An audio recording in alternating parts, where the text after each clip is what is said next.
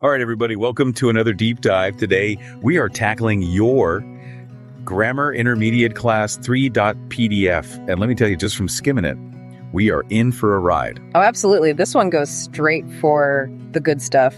You know, real conversational English. The kind of stuff that you actually need in your back pocket. Exactly. And it's funny because even though it says intermediate, I think everyone listening, even if you're more advanced, you're going to get something out of this because let's be real, some of these grammar points never really get easier. You're telling me, just looking at this section on get in versus get on, I mean, how many times have we all messed that one up? Oh, don't even get me started, seriously. English, why?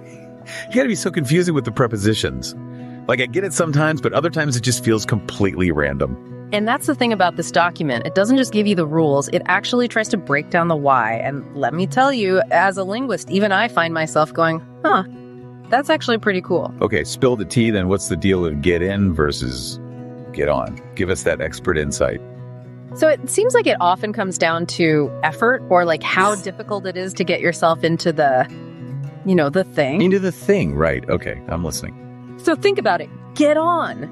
You use that for things like buses, trains, planes, right? You basically just step up onto it. Makes sense. But with get in, it usually implies that there's like a barrier or you need to like lower yourself or really maneuver to fit like a car, for example. You've got the door, you've got the seat, you're really getting in there. Well, hold on. So if I can stand on it while it's moving, I get on. But if I can't, I get in. Is that like a real rule? You've basically got it. And honestly, that's such a good way to remember it, too. Might steal that. Hey, feel free knowledge is meant to be shared, but wow, okay. I feel like someone should have told me that years ago would have saved me a lot of awkward conversations. You and me both, right? Oh. But hey, that's the beauty of language learning. Always something new to discover.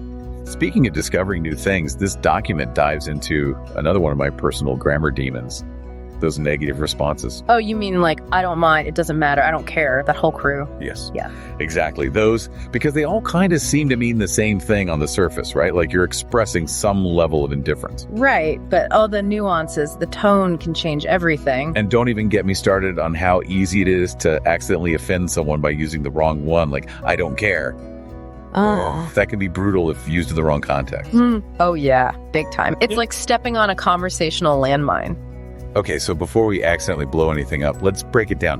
What are the do's and don'ts of these tricky negative responses? Well, a good place to start is by remembering that each one kind of has its own personality. Good personality. Okay, now I got to know more. So, I don't mind. That's like your good old reliable friend. It's pretty neutral, polite, adaptable. You really can't go wrong with I don't mind in most situations. So if in doubt, I don't mind, it is. Exactly. Now, it doesn't matter that one implies that something is insignificant or inconsequential. Like, it's not a big deal. But it's a little more dismissive. Yeah. Right? Like if my friend was like, oh no, I totally forgot to get you a birthday present. I was like, doesn't matter. That wouldn't go over so well. Yeah, probably not, unless you guys have that kind of super dry humor thing going on. Right, good point. Context is key. Oh, yeah. Okay, so we've got I don't mind for like general neutrality, and then it doesn't matter when you want to downplay the significance of something. But what about I don't care? I don't care. That's where things get a little more, let's say, direct. Direct to the point of being kind of harsh sometimes. Exactly. It can come across as very blunt or even rude if you're not careful. Like, you really only want to use I don't care when you want to make it crystal clear that you are not interested or involved in whatever is being discussed. Okay, so when there's like zero room for interpretation and you need to set some strong boundaries, then and only then maybe I don't care is the way to go. You got it. It's all about choosing the right tool for the job. And with these negative responses, it's definitely a case of use with caution. Wow. Okay, so those negative responses, they're like a whole language game in themselves. Seriously? And to think this is just the tip of the iceberg, this document's got me all fired up about English grammar again. Me too. And speaking of fired up, this document also delves into some other key areas like that tricky sound. You know, the one we use all the time. Oh, yeah, the schwa. That's the one that can really trip up non-native speakers. Exactly. Because it's like everywhere in English. And mastering it can make your pronunciation so much clearer. Absolutely. It's like the chameleon of English vowels. It adapts to its surroundings. Totally. And then there's intonation, which always reminds me of like the secret sauce of sounding fluent. Oh, for sure. Intonation is everything. It's what gives your voice that natural flow and rhythm, so you don't sound like a robot. Because nobody wants to sound like they're reading from a textbook when they're trying to have a conversation. Right.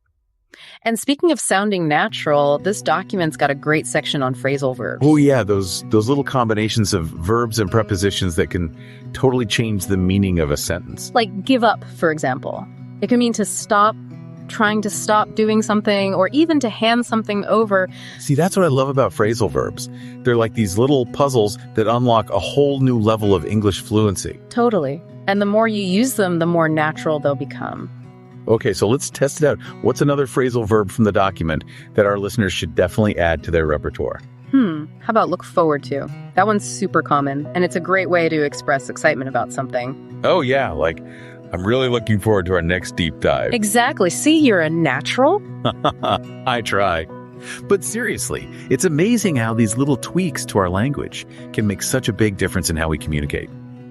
This document seriously got me thinking about all the little things that go into sounding like a natural English speaker. Right. It's like those final puzzle pieces. Totally.